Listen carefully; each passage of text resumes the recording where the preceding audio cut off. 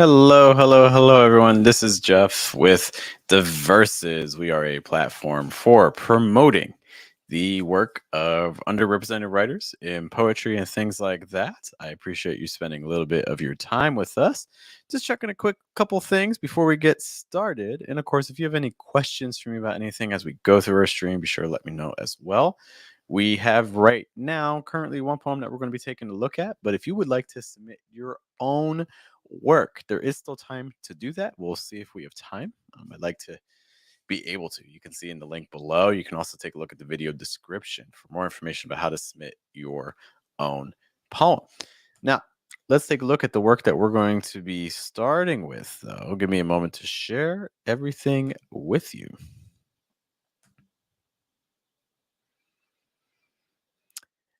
And there you have it. So this is the poem that we're going to be taking a look at. Specifically, we're going to start with just kind of reading through it. Just make sure we're getting a quick run through. I have not spent much time with this poem. Okay, kind of this is a series. First Words is a series of kind of just like general first impressions and things like that. So um, do keep that in mind as we go through this. Take everything we say with what you need, whether you're the poet who wrote this or just a poet who's also analyzing it with me. Again, with first impressions, there's going to be things you miss. There's going to be things that maybe you misinterpret, but there may also be areas where I'll put it like this. The goal isn't necessarily to provide fixes or give adjustments or provide quick answers. The better goal, in my opinion, is just kind of identifying areas where maybe something isn't working as intended. Maybe there's something that we can improve or make adjustments to. Okay. Um, yeah. So the way that we'll do this to begin, I'll read through the poem just to get a quick idea of it.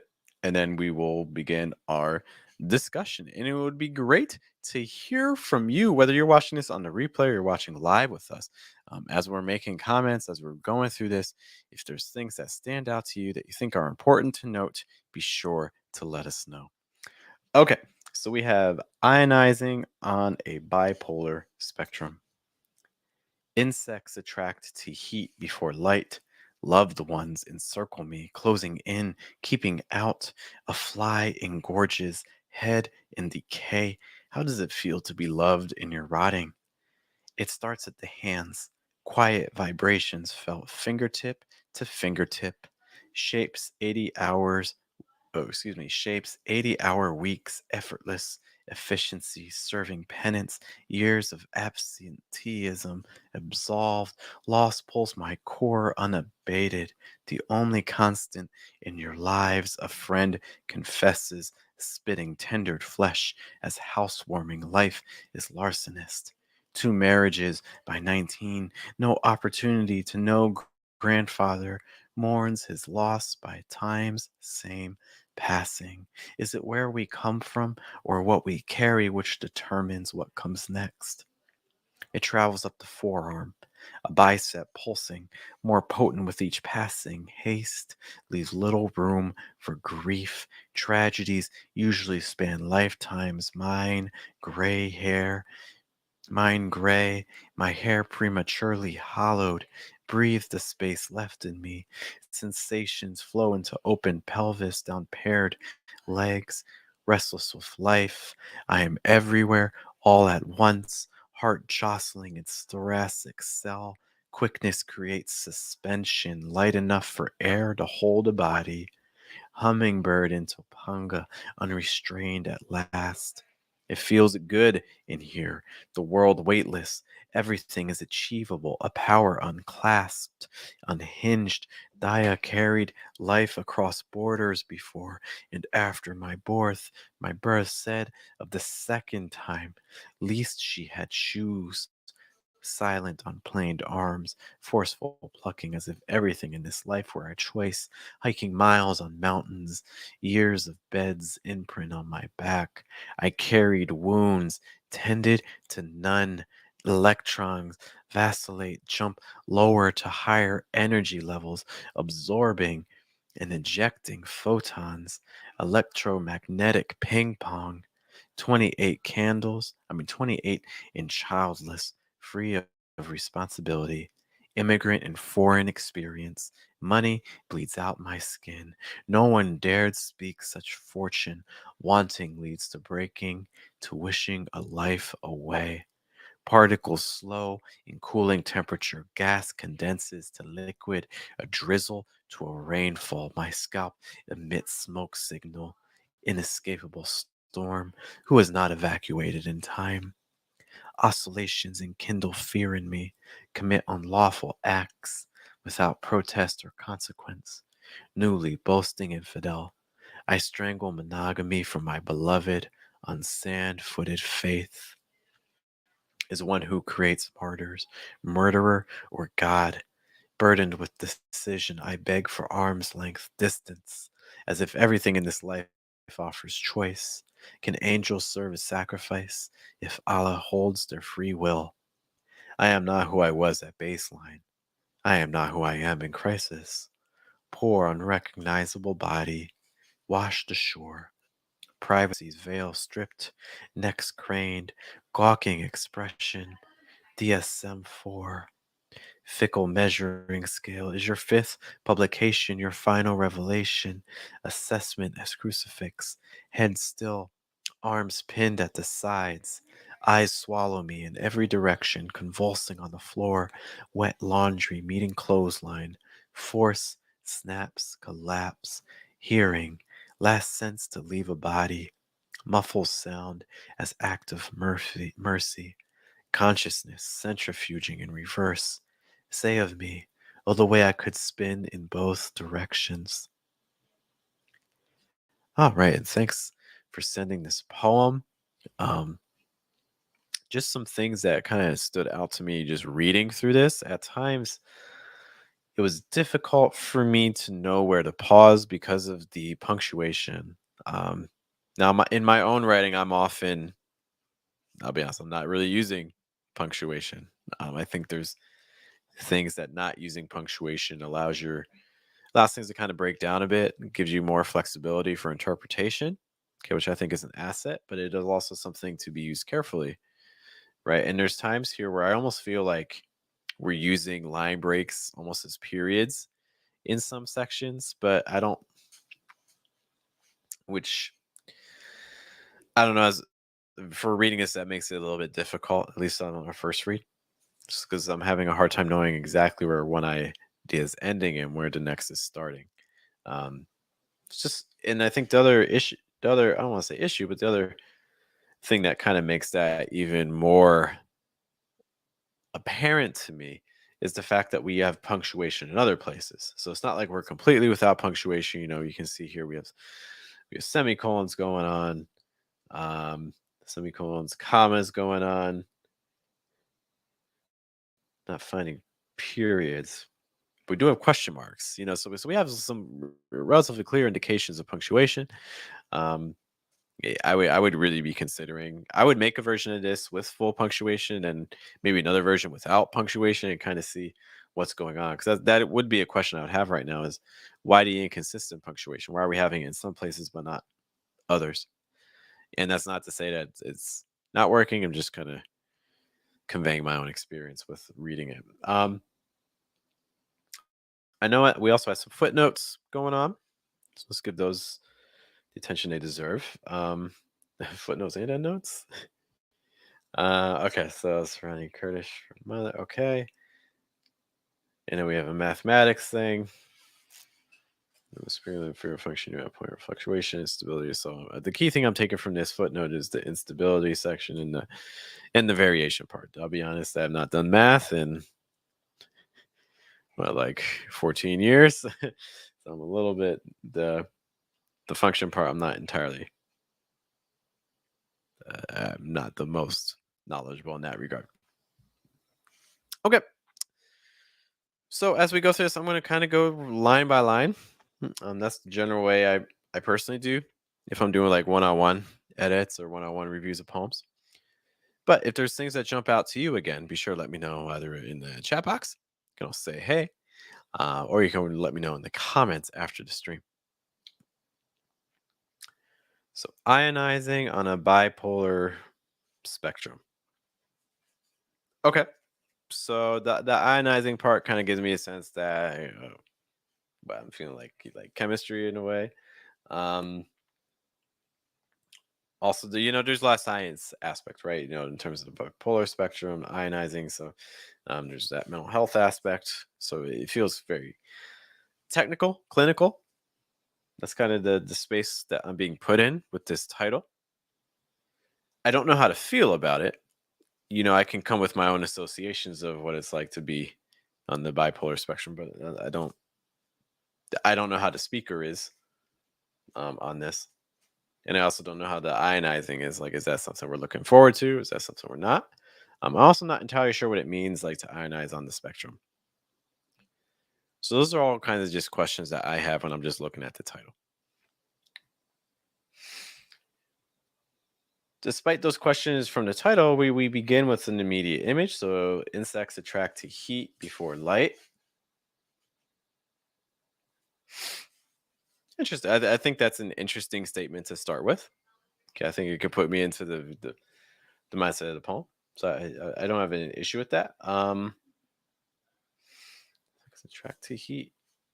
If you're just kind of looking at things to explore, look at insects, and maybe giving a specific insect could be helpful. Is there a specific one we have in mind? Insects is one thing, but like a moth is another thing. Or if you go even more specific on the type of moth or things like that, right? So opportunities that could make it more evocative, or maybe they could be distracting. So you have to kind of make that decision. Um, Track to heat before light, followed by the next line: loved ones encircle me, closing in, keeping up. Okay, so I think that if I'm interpreting this right, I like the idea here. So insects attract to heat before light, and then we get this parallel in the second line: loved ones encircle me. I guess so. I think we're kind of implying that the loved ones are almost like the insects, and then the speaker is almost like the light. That's how I'm reading that. I do wonder if some of the word choice, if that's how I'm supposed to read this, I'm wondering if the word choices are fully doing that. Like, I feel like the semantics is there, but the actual like grammar might not be bringing me there. Like, I feel like the semantics is there, but the syntax, I don't know if it's. I feel like it could be strengthened.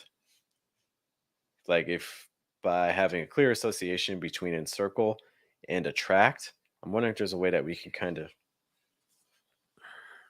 because I just because something is encircling, I don't know if that's necessarily a sign of an attraction. So that's kind of one thing I have. Um, Loved ones encircle me, closing in, keeping out. Again, this is kind of where punctuation potentially could be helpful. Ones encircle me, closing me in, keeping out. So this section here, these are types of moments where I'm really starting to see them like all over the place, right? I guess this is something I'm kind of naturally paying attention to. This is again going to be a stylistic thing. This is not something you have to apply to your own writing. I'm not the biggest fan of these sorts of sections because, like, loved ones encircle me, closing in, keeping out. That was an opportunity to be more direct. Loved ones close in. Even that, to me, and that has a more sense of threatening. Encircle doesn't really have any sort of tone. Insects attract to heat before light doesn't really have a tone. But if you said like loved ones close in, now we're kind of getting a sense of like menace. It sounds a little menacing, a little threatening, right? Um, and it's also a more direct action. These ing words, what they do is they're weaker forms. If you're able to just go direct with a verb, it's going to be a little punchier. It's going to have a little bit more action.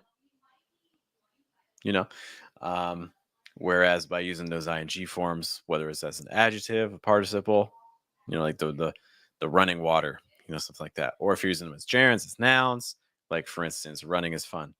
you know in general, if we can use the full verb form or just the standard verb form, that can be it can carry more energy in a lot of situations. Structure loved ones encircle me, closing and keeping out. So again, so at this first stanza where I'm at, So we have this idea of heat before light seems to be pretty central, and then we have this tension that seems to be starting between the speaker and the loved ones,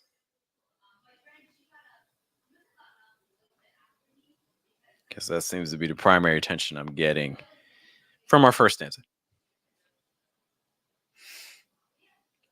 A flying gorge's head in decay. How does it feel to be loved in your rotting? Interesting. Okay. This almost makes it feel like the first stanza was like a false start. Now we want to start here. A flying gorge's head in the cat's feel to be loved in your rotting. Um, I say that because insects attract to heat before light. I guess to me, I was thinking that okay, so I see a moth going towards a light bulb, and it seems like you're kind of telling me, oh, they're going towards that light bulb. Firstly, actually, because of the heat from the light bulb, not just from the light from the light bulb. But then to have this, a flying gorgeous head in decay, well, that makes me think, oh, maybe we're well now it actually so okay, so maybe it's not going towards the light, maybe it's going towards a dead thing. Um, so I don't feel like I was personally prepared for the second stanza by the first stanza. I found that transition a little jarring.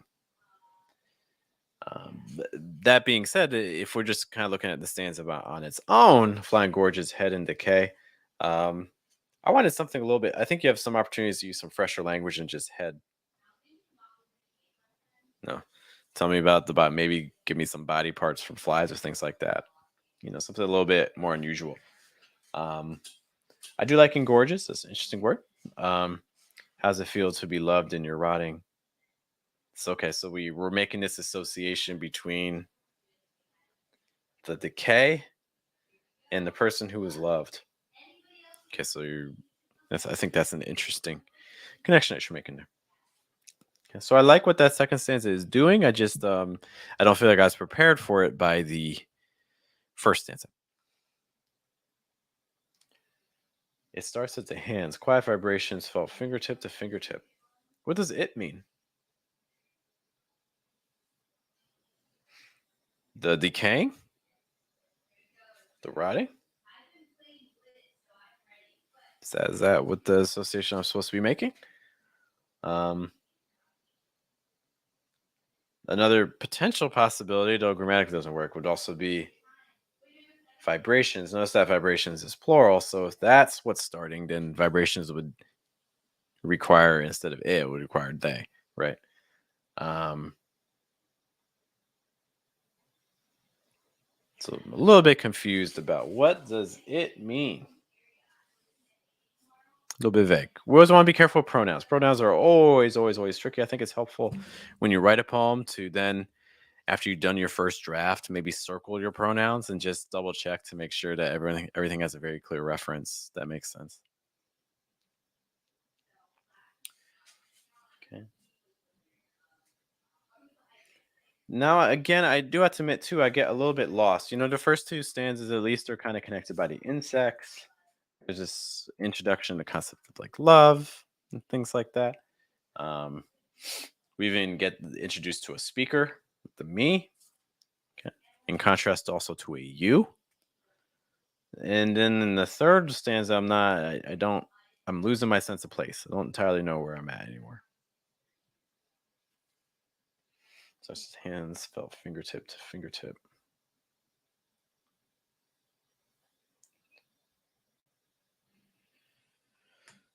I would also just say from a word choice perspective, what's the word? What are some words in this stanza that really draw attention and that strike your reader and be like, oh wow, that's interesting, or I was not expecting that. I do think that the language here is fine. It's appropriate. There's nothing wrong with it, but there's also nothing that stands out. Um, so my question is, can we get one word in here that's like really like, oh wow, I was not expecting that. Give me a little bit more punch. think that would be super helpful for this stanza. Starts with hands, so fingertips, shapes, 80 hours, weeks. Again, with shapes, I'm guessing we're using the verb form here, not the noun. The subject is it. The subject is the vibrations. Are those the same thing? If they are the same thing, again, we have that subject verb agreement. Okay, so instead of if vibrations is the subject, then again, this really needs to be shape. And if it's not the subject, I'm still a little bit confused. I'm not entirely sure what the subject is. Shape 80-hour work weeks. Shape 80-hour weeks. I think you probably should have a dash there. So like 80-hour weeks, effortless. So I'm imagining that effortless is describing shapes. At least that's kind of how the way I'm being led by the line, but it could also just be enjambment into the next ones. Shapes 80-hour weeks, effortless efficiency. So is effortless, and this is one of the things that is nice about enjambment is the effortless referring back to the um well, here's the thing. Like I get it could be the intention that that you want your reader to think, oh, effortless, is it describing the shapes, the verb, or is it describing the efficiency? But the reality is that the play doesn't quite work like that, because if it's describing shapes, then it needs to be effortlessly, right? You need the adverb. It's like effortlessly shapes. But if it's describing efficiency, you need the adjective. So it seems to be leaning more towards efficiency. So shapes 80-hour weeks, effortless efficiency, serving penance, years of absenteeism, absolve loss. Where you're taking me down a rabbit hole that I was not fully expecting by the first couple stanzas. And the first couple stanzas, I feel very placed. We're looking at the fly. And I don't know exactly where the fly is or anything like that, but there's some concrete things. I feel grounded. And the farther I'm going, I'm losing all of that grounding. Like shapes 80-hour weeks. 80-hour weeks doing what? Effortless efficiency, serving penance. What kind of penance? Years of absenteeism, comma, absolve. So the years are absolved. This all feels very cryptic to me. I don't know what any of this is in reference to.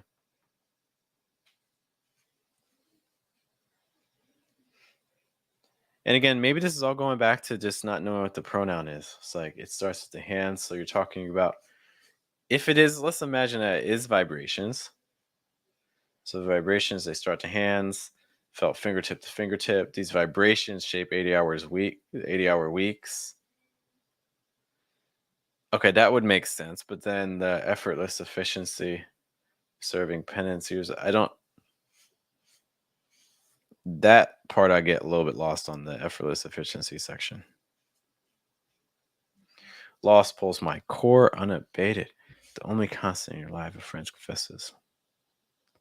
Loss. Loss of what? I mean, or who? What loss? Loss pulls my core unabated. The only constant in your lives. Why your lives? Was the friend not part of this? Like, oh, you guys all have to deal with loss. I don't. I feel sad for you guys. I don't. The your I find interesting, especially because of the lies, right? So the your lies makes it sound like talking about people in general, but this friend almost makes it sound like they're not human. Frank confesses spitting, tendered flesh as housewarming, life is larcenist. Okay, so I feel like I'm being. There is an attempt to ground me again, I feel. But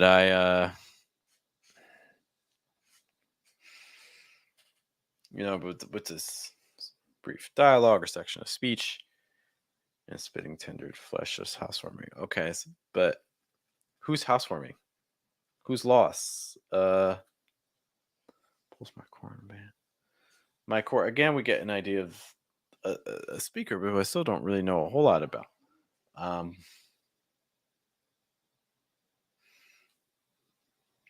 like what loss? What's happening here? It almost feels like we're being very overly. It's like we're not saying the thing. We're saying around the thing, but we're just not saying the thing. It would have been helpful for me if we said the thing. A friend confesses. Why confesses? Why a confession? What are they guilty of? I'm curious about that word choice. Spitting tendered flesh. So are we associating? Is this supposed to harken back to the fly? We're comparing the friend to the fly again from that were mentioned earlier.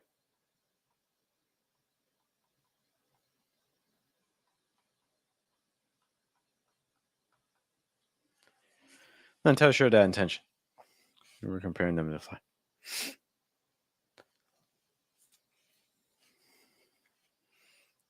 Life is larcenist. So housewarming. 2 marriages by 19. Again, spitting tender flesh is housewarming. I'm guessing I'm supposed to take that as like a period there, or like the end of the thought, and then life is larcenist as a new idea. I'm guessing, or is it supposed to be spitting tender flesh as housewarming life? Like, is it housewarming life? Is that the concept, or is that idea done with the break in the stanzas? Okay, so I'm a little bit not entirely sure what to make of that. Okay, we can't just use the line break as a period. You can't just. They are separate things. 2 marriages by 19. Who? Whose marriages? The friends? The speakers?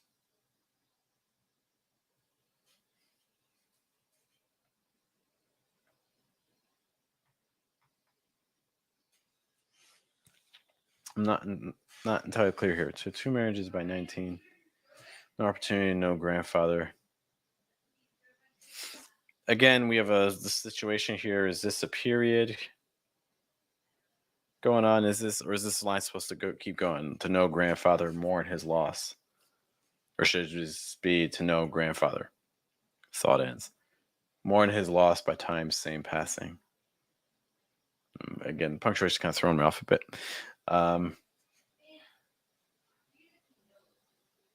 No opportunity to no grandfather. Yeah, that's a very interesting line. This has the potential to really carry some weight with it, but I don't know enough about the speaker. I imagine this is the speaker talking about their own grandfather, but why, as a reader, why do I care about either of them? I really don't know much about the speaker so far, and I know way less about the grandfather. Why is it vital to know about this guy? It's like, why should your reader care about this grandfather? Why should this, this feels like a sentence that you say it to someone and they're like, oh, that hurts. Oh.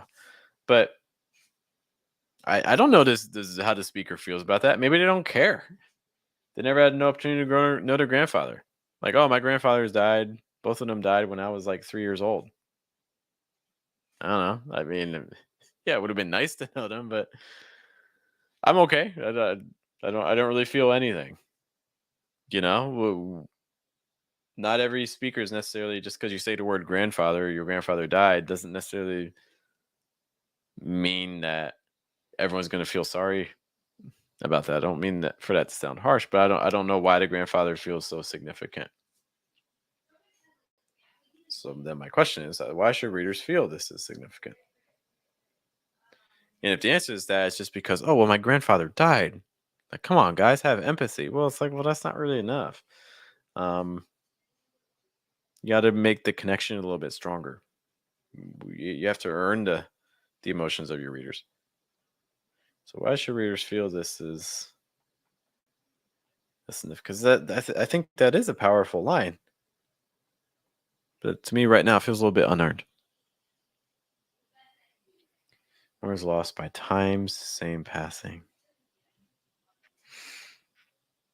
Feels a little dramatic to me, I'm not gonna lie. But that's fine. Where's lost by time, same passing? It's the time, same passing part. I'll come back to that. I don't know how I feel. Right now I'm not. I'm like, okay, I see what you did there. But maybe I'll come back to it and love it. I don't know. Is it where we come from, what we carry, which determines what comes next? Okay, a very interesting question. I like the question. Um,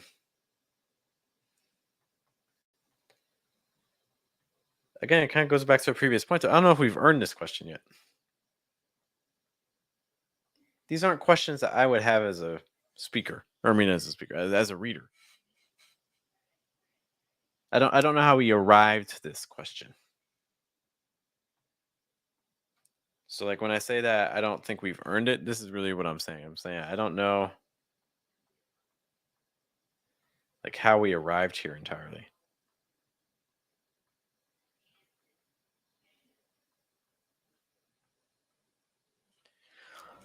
Okay, I think part of my one difficulty I'm kind of having is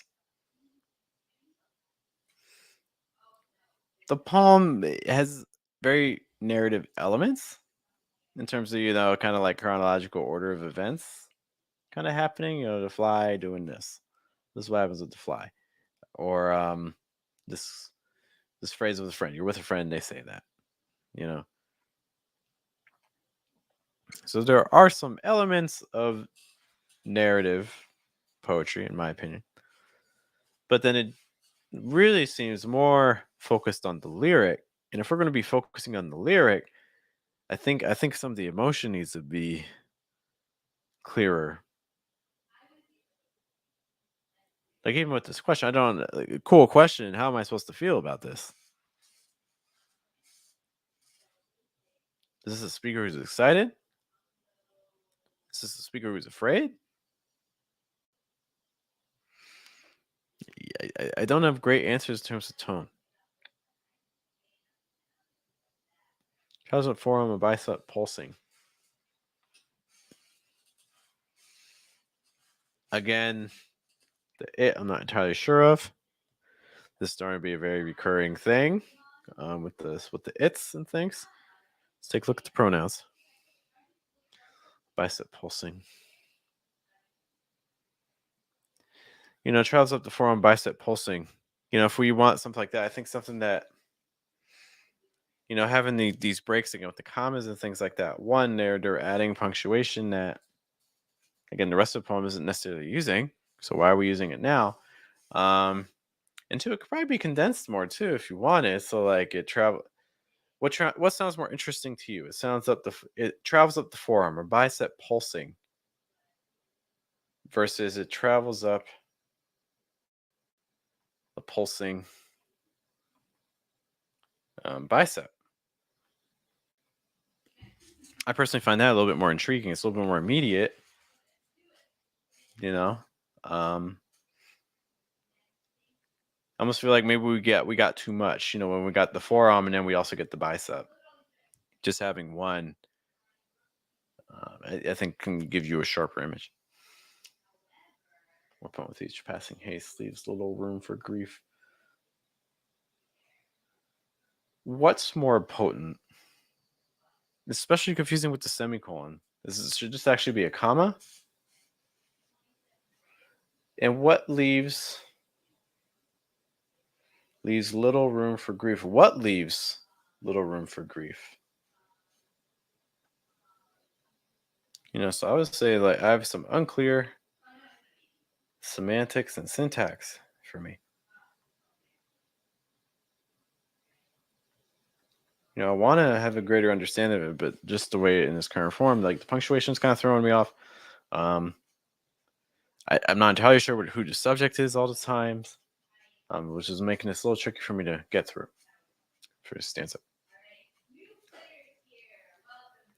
Tragedies usually span lifetimes.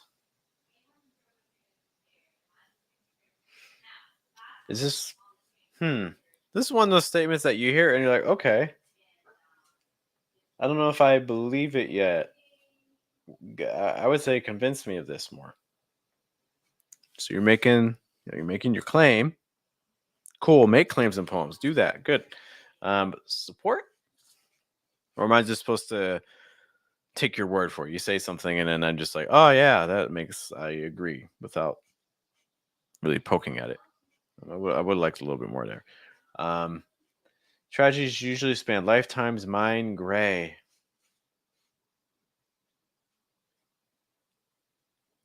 Mine gray meaning the lifetimes are gray. It's interesting because gray I was associate more with the hair. Um, but lifetime and hair aren't the same thing, right? My hair prematurely hollowed. To me, I feel like the way I'm supposed to interpret this is that, oh, the speaker has gray hair, early gray hair. That's how I feel like I'm supposed to be interpreting it. But again, I don't think the syntax is necessarily getting me there. I'm having to kind of work at it. And ideally, you want, again, the semantics and syntax to both kind of converge. Breathe the space left in me. Tragedies. Again, so breathe. Am I supposed to take this as just like an imperative to your audience, to your reader? Am I supposed to take this as a command to the speaker talking to themselves? Am I supposed to take this as tragedies is the subject, and now it's like tragedies breathe the space left in me? Um, Again, also punctuation, a little bit irregular. See the semicolon here. Do I need punctuation here? Like, should that be a comma or a semicolon? Like, is there a break? Um, Restless with life. Again, kind of similar thing here. Sensation from the open pelvis down paired legs. Paired legs, interesting. I like that. I am everywhere all at once. I don't know if you need the all. I'm everywhere at once. I am a little bit confused. I'm not entirely sure what's going on. Heart jostling. Again, I don't know if you need the pronoun. Always kind of check yourself, especially with things like articles, prepositions. Um, every word, honestly. And kind of ask yourself, do I need this? What is this contributing? What happens if this is gone? Do I lose clarity? What am I losing by not having it? What am I gaining by not having it? By removing, you get a punchier line. Heart jostling thoracic cell makes those and it makes everything a little punchier.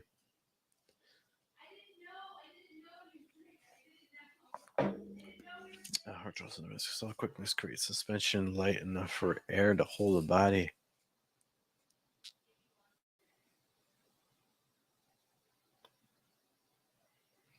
Light enough for air. I'm imagining air to hold the body. This is one of the things, like when you're creating a poem, you're creating a world, and I'm trying to learn the rules of your world. But if I'm not able to trust what's going on in terms of like the punctuation and stuff like that, well, then even as I read other parts of the poem, because I've entered this world, I'm still with you here. I still carry the doubts and things, as well as the things I'm comfortable with. So later on, but I'm not entirely sure. Am I interpreting this the way it's intended? Like, um, light enough for air, light enough for air to hold a body. Like, again, these are places I'm like, is it just punctuation missing, or is this the full line? This is very intentional. I That's the thing. I start questioning whether things are intentional or if things are we're just missing things. Topanga restrained at last. Okay, for sake of our streams, I'm not going to look up the word for Topanga, but if I were reading this on its own, I do not know what this is. Which isn't a bad thing. It's just my own ignorance. Hummingbird and Topanga. Unrestrained at last. Okay, so we're getting some tone here, which is good. In fact, you even see it in the next line here. This stanza by far, I think, has the strongest tone.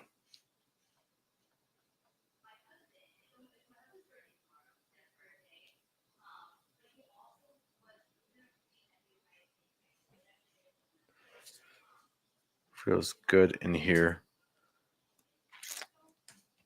I appreciate the emotion here, but I do think you'll need a stronger line.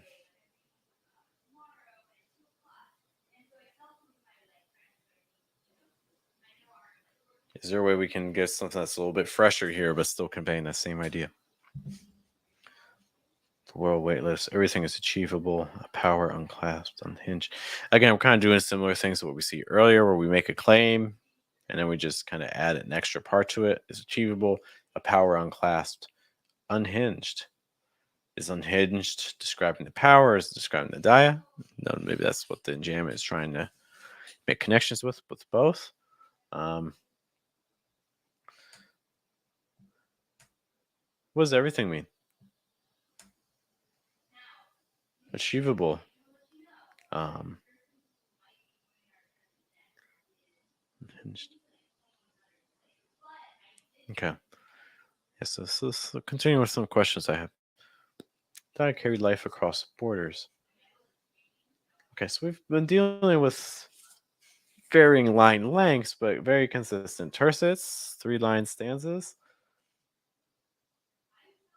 So then we break A here. Cool. So, and then we have a 1-line. So we're breaking our pattern. Cool. Don't necessarily have an issue with that. Give me one moment. I just want to check something really quick for us.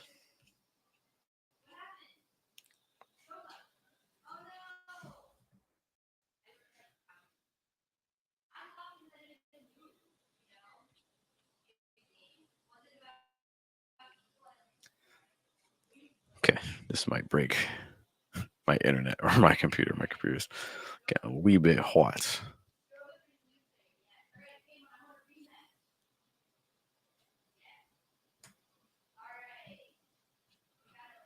Okay, give me one last moment.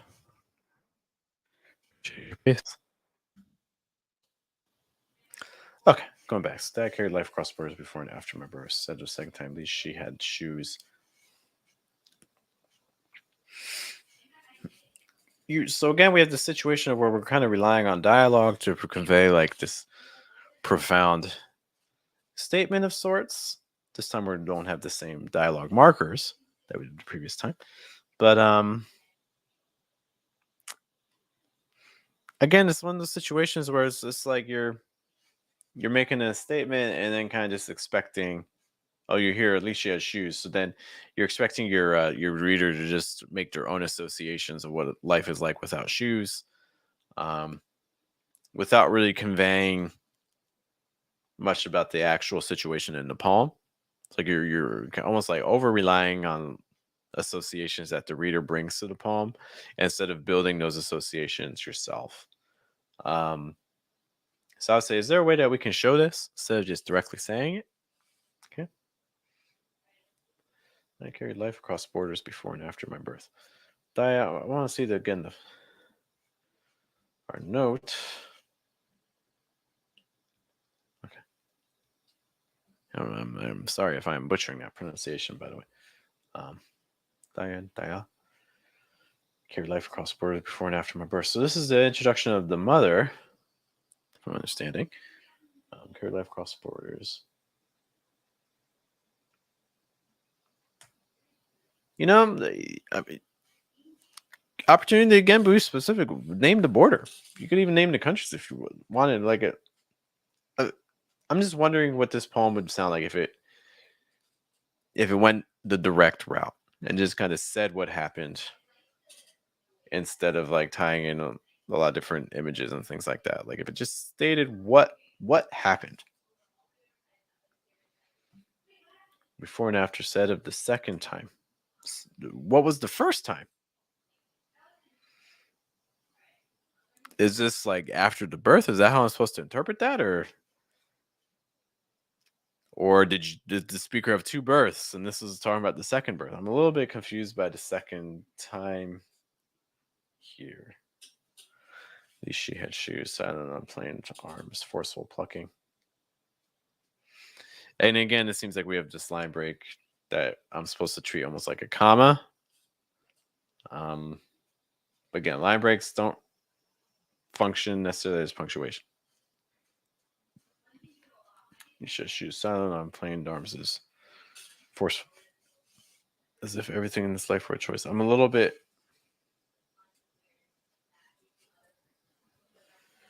Is the silent referring back to the mother, Thaya? Brings if everything in this life were a choice. I'm not entirely sure what's being silent.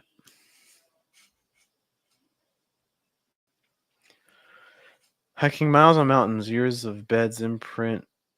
Maybe imprints.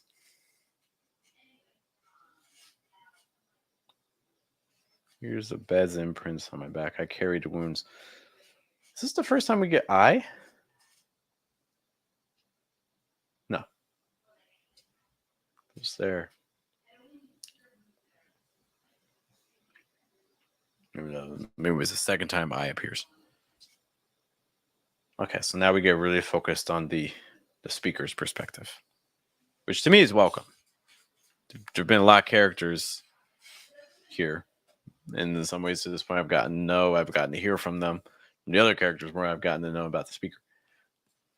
I carried wounds, tended to none. Why not?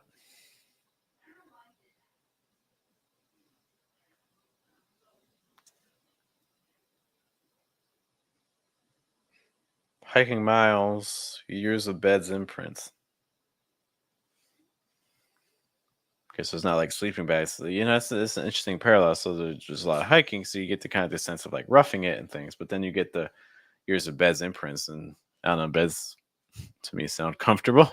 Or just because it's like 10 o'clock on a Sunday night after spending a day with my son. Um, that's kind of an interesting, I don't want to say dichotomy, but it's an interesting parallel, to say the least. Um, Still not entirely sure too about the previous point. Why this line is to highlight that aspect of choice, as if everything in this life were a choice, and then we make the choice to separate the line. Followed by like that 4-line stanza. So I guess my question is, and I'm not saying change it or move it or whatever, but I'm just curious why the break here? How does that affect your structure? What does that do to change the poem by doing that? How's that advance what your goal is? Those are the kind of things that I'm thinking about. Then we kind of get back to the title. Electrons vacillate, jump lower to higher energy levels, and injecting protons, electromagnetic ping pong. Okay.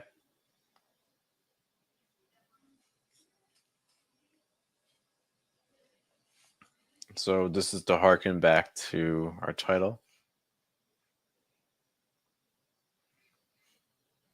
Probably the most clear science-y terminology that we've gotten to this point, aside from the fly insect stuff.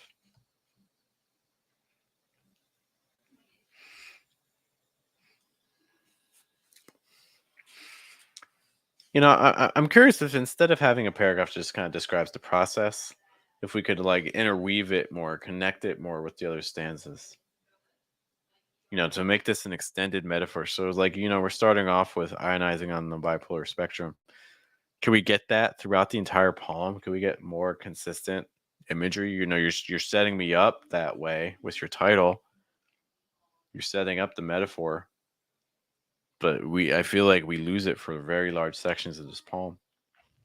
And if we're going to commit to that title, I'm not saying you have to. You can choose a different title. But if you are sticking with this title, then I would go all out. Put it everywhere. Put that sciencey stuff everywhere. Foreign experience, money bleeds out my skin. Why 4 stanzas here?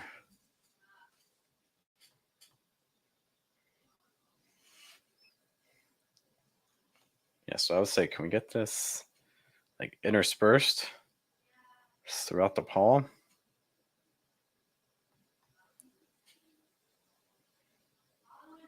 And then one question here, like why 4 lines now? What's happening? Why are we made this shift? Um, I guess from a stylistic point of view, having the 4 stanzas here is it makes the science section kind of stand out more. Maybe it's also to kind of imitate the movement of the electrons, like when they add versus when they reject. But again, not entirely. I don't know how I feel about either of those answers. Yeah, it is something that I think you don't have to tell me why it's happening, things like that, but it's something I'm curious about.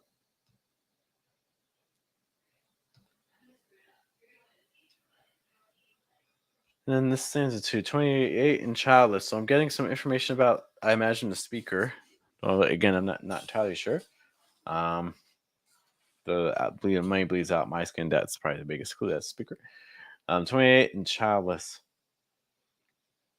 That's an interesting component about child. So that shows something like there's an expectation that this should not be the case. Whether from society, maybe from the family members mentioned earlier. But then that's immediately followed by free of responsibility. Okay, still not. I have some general ideas on tone in terms of how I'm supposed to interpret it, but I do think tone could be strengthened. Let us know how our speaker feels about these things.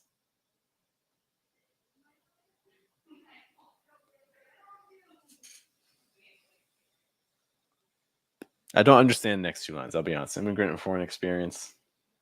So they don't have many foreign experiences. Money bleeds out my skin. Why is that happening? Sounds very painful.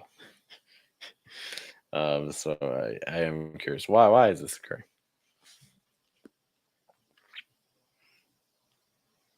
Okay, so now we're kind of jumping back to our 3-line. So I'm going to try to wrap this up relatively quick, just for sake of time. No one dared speak such fortune, wanting leads to breaking, to wishing life away. Again, we're kind of using line breaks, as I said earlier, about using them as punctuation to a degree. But keymen, they do have different functions. Wanting leads to breaking. And again, we're giving that double. Again, you say one thing and then you double down and say another thing. Instead of just accepting the first one and making it as strong as possible. It has the opposite effect. It makes your first statement weaker. So I would condense. I would really consider condensing.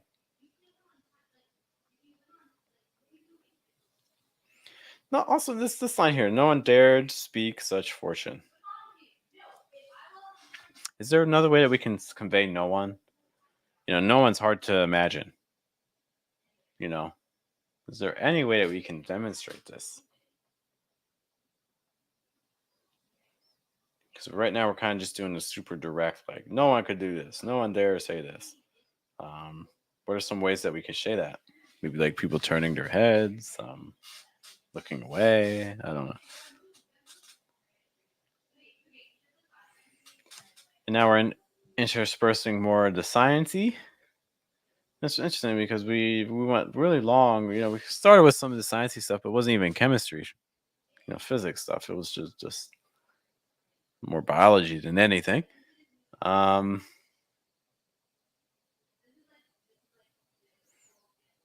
yeah, no science, no like science chemistry things. But now all of a sudden we're getting like 2 stanzas almost in a row. Okay, so again, that kind of makes me wonder what's going on there. Why are we not extending it more? Why is it appearing here in the middle? Why are we breaking tone or like kind of like patterns? My scalp emits smoke signal inescapable storm. Who is not evacuated in time? My scalp emits smoke signal. This is out of all the images you have, this is probably the freshest one. This is not expected. But part of the reason it's not expected is I don't entirely know why this is happening. Not getting the motive.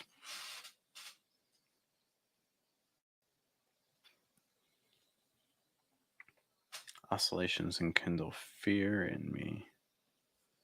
Uh, and then you tell me about this technical stuff.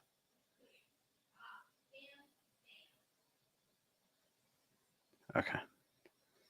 Again, it's either talking about instability or volatility. Oscillations enkindle fear in me. Commit unlawful acts. What happens? Oh, I'm intrigued. I want to know about what are these unlawful acts. Let's talk about it without protest or consequence. What happened?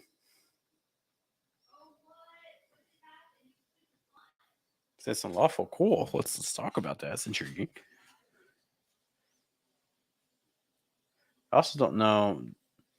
So the oscillations enkindle fear. Okay, so the oscillations also commit the unlawful acts. I'm not entirely sure how I'm supposed to take that. Newly boasting infidel strangle monogamy from a beloved.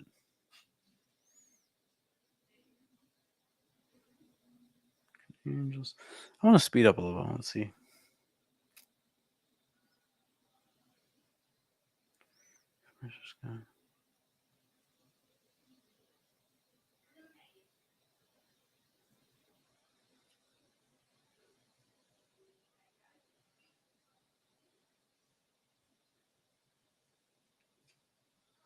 Yeah, I'll be honest. I think I might have to pause this here. I know we didn't quite finish the poem, but I'm getting a lot more of the speaker in the second half.